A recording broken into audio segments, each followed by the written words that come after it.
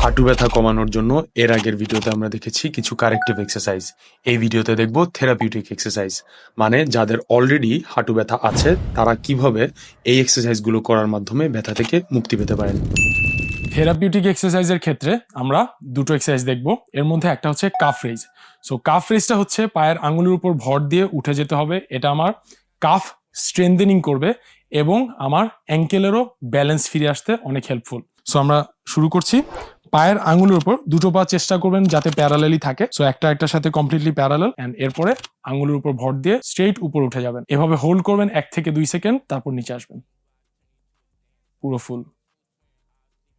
এভাবে 2 পা করতে পারেন, 1 পায়ে করতে পারেন। সো সাপোর্ট নিয়ে এই পাটা জাস্ট শুধু আঙুলের উপর করবেন আর বাম পায়ে ভর সম্পূর্ণ, তারপর lift, single leg calf rise.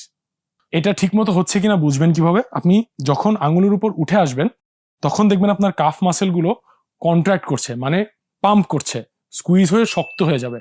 এটা হচ্ছে অল্টারনেট, ডান এবং বাম পা, আর এটা হচ্ছে 2 পায়ে একসাথে।